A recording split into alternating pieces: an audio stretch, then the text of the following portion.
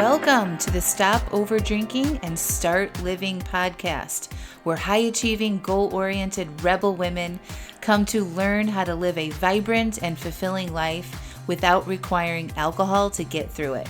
No labels, no judgments, no saying you'll never drink again. Just real proven methods to help you stop rebelling against yourself with alcohol so you can drink less and do more. I'm your host, Angela Mascenik. Let's dig in. I want a sugar. I know you like it. Welcome to episode 267. What to do if someone you care about also overdrinks. Well, hello. Welcome back to the podcast. I'm happy to be here with you all today. So I am polling my followers on the socials about what they wanted to hear about on the podcast. And this topic was one of the first responses. So I'm going to read the question.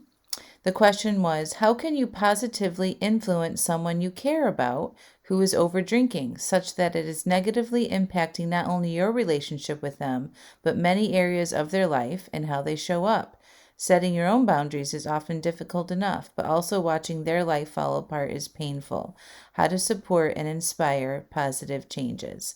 This is an excellent question, so thank you for asking it.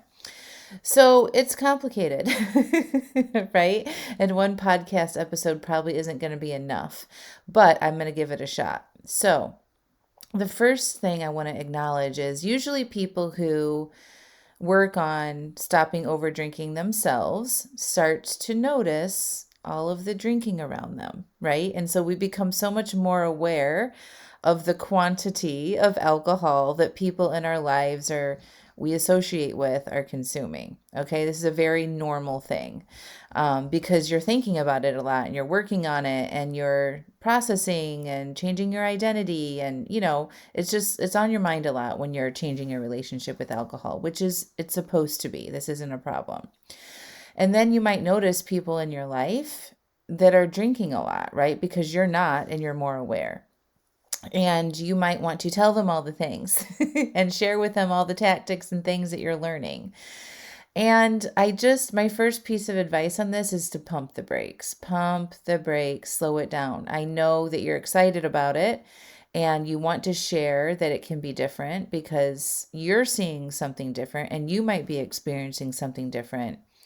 And so the best thing I think you can do if you're sort of in this honeymoon phase and like your mind is kind of blowing up around changing your relationship with alcohol is keep focusing on you. Keep doing the work yourself. And eventually those around you will see that, right? And they might start asking you questions. So I've also done a podcast episode around husbands and spouses who drink. And I had a panel of my clients come on and discuss how their work on changing their relationship with alcohol positively influenced their partners, and how across the board there was at least a 50% reduction in how much their partners were drinking because they weren't drinking as much, right? And so from my experience coaching a lot of people and in my own life, the people around me naturally cut back because I wasn't drinking. It's sort of like, it was just an influence that I had in my household with my friendship groups. I noticed that, I would have people over or whatever, and they wouldn't drink near the quantity that we used to because I wasn't drinking. And if I was hosting something in the past, I would buy a lot of wine and just keep pouring it, right? So then they were just kind of like along for the ride and drinking more. But when that was removed, right, and I'm not providing alcohol, maybe out of a group of like 8 people, one person would bring a bottle of wine and a couple people might have a glass. Like it was a significant reduction in how much they're drinking. So I want to give you hope that if you can just pause and focus on yourself, naturally it's going to help them drink less. Okay. And then if you have somebody that, you're going along, you're drinking less, and you have somebody that you're really worried about, okay, you can bring it up in a very loving way. The best time to not bring it up is after they've been drinking. Okay. Don't bring it up when you are triggered in response to their drinking. So if you're upset, maybe the next morning, right? Or while they're drinking, this is part of the work that I teach, is to pause and process how you feel. Maybe go to your journal and write out how you feel about it, and let that kind of settle down and simmer down before you have a conversation with them. Remember, when emotions are high, intelligence is low, and engaging with somebody who's either hungover or tired from drinking the night before or in the process of drinking is not the best time to approach a subject. So the best way that you can do that is from a place of love and care, right? So if you're observing somebody that you love drink too much, you know, have an intimate conversation with them when it's not happening, when you're not triggered and when they're not triggered, okay? And it can sound something like this. Hey, so have you noticed that I am not drinking so much? And if you aren't drinking and you're listening to this podcast, um you're already sober or something like that, you could just be like, "Hey, I've noticed that, I feel better when I don't drink so much. And I don't know if you've noticed that I've really cut back on my drinking. And I just wanted to see if you wanted to ask me any questions about that. I've noticed that you have been drinking a little bit, and I'm just wondering what might be going on for you. How's work? How's family? Ask them some questions, like ask them how they're doing, because remember, usually it's not about the alcohol. Yes, alcohol is an addictive substance, but we're using it as a tool to help us deal with something, right? And people who overdrink, it's usually because, and the people that I help, they're women who are overworked, overstressed, overstretched with all the things that they have going on. They might be empty nesters, dealing with new feelings of boredom or loneliness. There might be big life transitions going on. So there's stuff going on for them. And they've gotten into a pattern of drinking to deal with whatever it is. And so, if you're worried about somebody, asking them those questions to start a conversation, a deeper level, more intimate conversation, is probably more helpful. And so you can understand them more versus going in on, preaching about alcohol. Okay. So that would be a loving way to start that conversation. Be like, hey, I really love you and I don't want this to come off as bad or like I'm up in your business or anything, but I've noticed that you've been drinking. And regardless of that, I just want to check in with you. How are you doing? What's going on? Do you want to talk to me about anything? And if they're quiet or reserved, that's absolutely okay. Give them the space. They may not want to talk about it right now. It may be coming out of like out of right field or whatever. And just tell them that you care about them and that you love them and that you're here for them. Okay? If their drinking is so bad that it's affecting you, and you are, say it's your spouse or your partner and you're at home with them, right? And you don't like the way they act when they're drinking, then it's probably time to make some boundaries. So again, going back to what I was just talking about, not engaging with them when you're triggered and they're drinking, not a good idea. Nothing will come out of that. Not that you might end up in a fight or anything. It's just that, you won't be heard, and they don't want to talk about it because they're already in the process. So again, waiting to a better time when, people are more neutral to bring it up. And just my advice is, hey, I really don't like it when you drink and act, this way, and give them a couple of examples. That makes me feel fill in the blank. And so if you do that, I'm going to go in the other room. Right. So it's like a boundary that you're creating for yourself, that you will do something if they continue that behavior. And you're not saying you have to quit drinking or you have to stop because it makes me uncomfortable. You are taking responsibility for yourself and removing yourself from that situation when they are doing something that you don't like. Okay. So that's basically what that sounds like. And, to be full transparency, I've had recent conversations with my own husband. He has had an uptick in his drinking. And when I first started this work, he was a definite heavy, heavy over drinker. Like, we would get in fights and we would party a lot together. We got married in a winery, if you remember that. So we had a long history. We met in college, partying. We had a long history of heavy drinking and partying. And so when I first started this work, that's where he was with his relationship with alcohol. And it took about 6 or 7 months for him to come along. And I did had to have a difficult conversation with him. He went out one night really late. This was at the very beginning. Probably I was probably like 4 or 5 months in, 6 months maybe, to my own work and changing my drinking. And he went out all night and he didn't come home, and I was very worried about him. And so I had the next, like it wasn't even the next day. I think it was a couple days later. I had to have a heart to heart with him and be like, I need you to know that I'm not doing this. So I'm not telling you what to do, but if you continue with this, it's not going to work out. And then eventually, it didn't happen right away, but eventually he came along. He ended up taking a long-term break and really cutting back. And he still doesn't drink very much, but in the last couple months, because of some changes at work and he's had some uptick in stress and some family stuff going on, he has increased his drinking again. And so I had to have another intimate, vulnerable conversation with him. And it's never in the moment. It's just like, I love you so much. This is what it sounds like. I love you so much, and I care about you so much, and I want to live a long, healthy life with you. And as you know, I am somebody who doesn't drink, and I don't like being around people who drink a lot. And I've noticed that you've been drinking a lot, and I'm worried about you because you're on cholesterol meds and antidepressant medications. And if we want to really give these things an opportunity to work, we got to reduce the inputs, the toxic inputs that we put into our body to see what we can do here. And, it just opened up a conversation that we had. So that's what it kind of sounds like. And it's not like you're saying, I need you to quit drinking. It's just sharing how you feel, right? And sharing your concern in a non-triggered, sort of heightened episode event type scenario. So that's my best advice. And then again, following up, like, so if my husband was drinking, he generally doesn't drink around me, but if I see him drinking, I just go in the other room. Like, I just separate myself. And then, if I need to, I'll bring it back up. I'm like, I'm not sure if you've noticed this or not, but when you drink, it disconnects us. And I want us to be connected. So that's a choice that you're making, right? And I just sort of leave it at that and then let them decide what they want to do.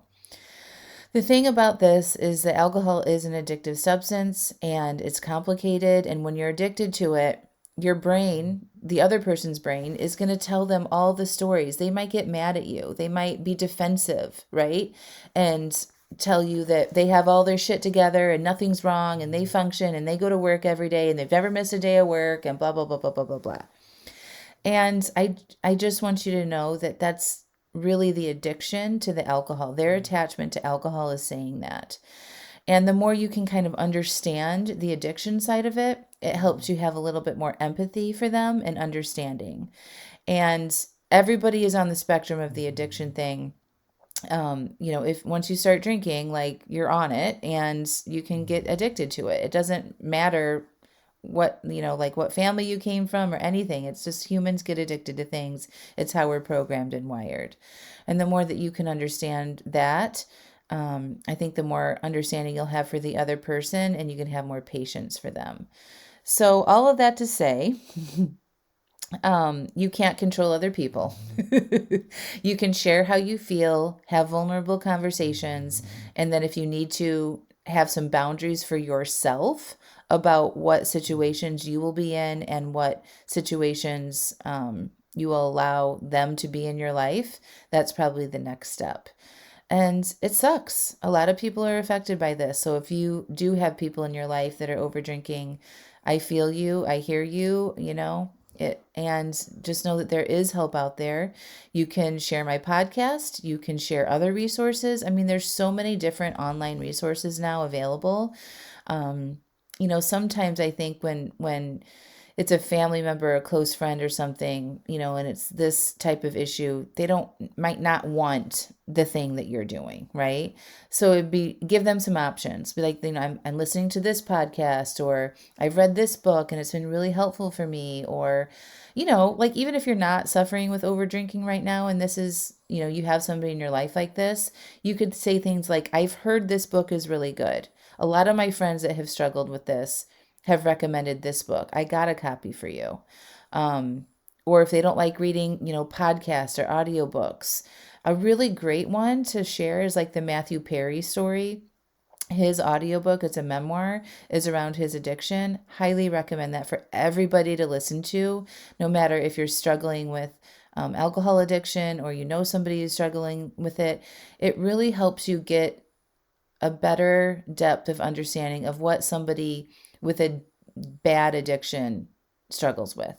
And it's probably not, what your friends are struggling with, but it just helps you understand it a little bit more. So I hope that helps.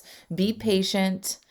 In the end, pump the brakes. Don't react in the moment. Think about it. Let yourself process your own feelings around it. Know that your own actions around your relationship with alcohol and you just focusing on you is probably the most effective and the most gentle way to influence change around you. And if you need to have, difficult or intimate conversations around it, don't do it when you're triggered or the other person is drinking, and share resources. So that's my advice for you. Thank you for asking this question.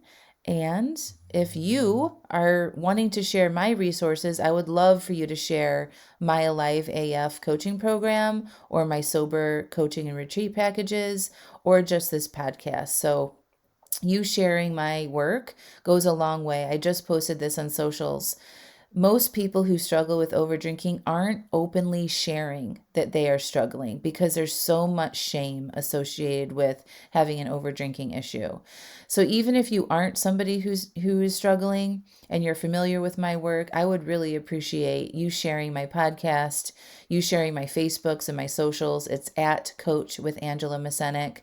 And just say, hey, I know this woman who helps people stop overdrinking. If you happen to know of anybody or suffer yourself, she's a great resource. That's all you have to say. You don't, just because you share it doesn't mean that people are going to associate you with having a drinking problem. So I know that that is a fear that some people have. So anyway, thank you all for listening, and I can't wait to answer more questions on the podcast. Talk to you soon. Oh, before I go real quick, did you hear that Wine-Free Work Week is happening? So I'm going to put the link in the show notes, but on March 4th through March 8th, I'm hosting my famous Wine-Free Work Week challenge. It's free, and if you sign up, you get daily support with me on Zoom through live coaching calls. You get a private Facebook community. There's prizes. There's a fun playlist. It's super fun and easy to do. So I highly, highly recommend you join me live for the Wine-Free Work Week challenge.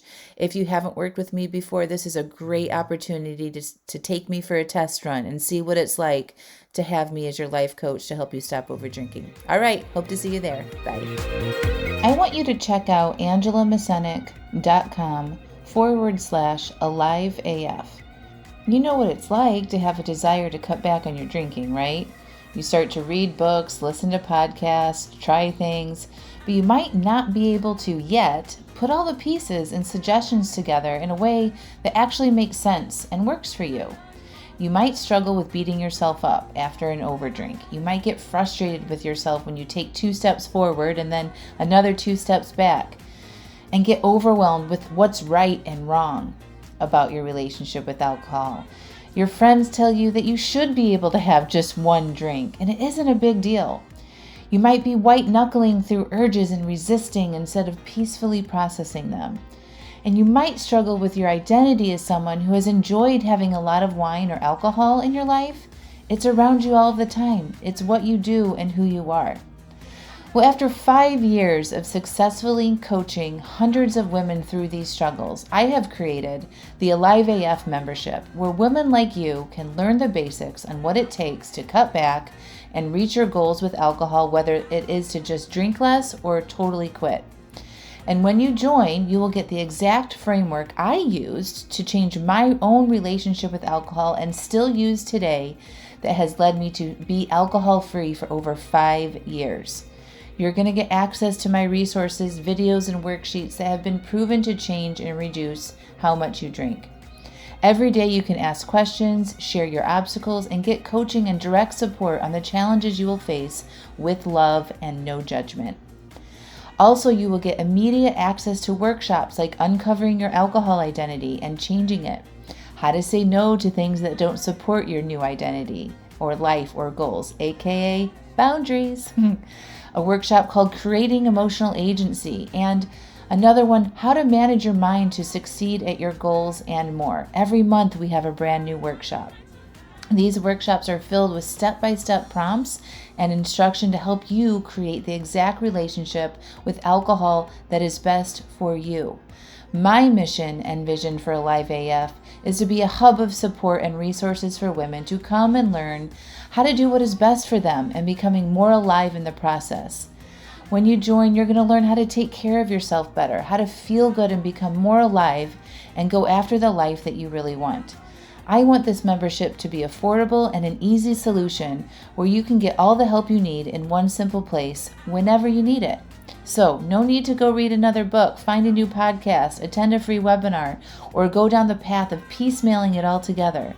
Join Alive AF and have it all there in one place for you anytime you need it. So, go to AngelaMascenik.com/AliveAF and enrollment is open right now. See you inside.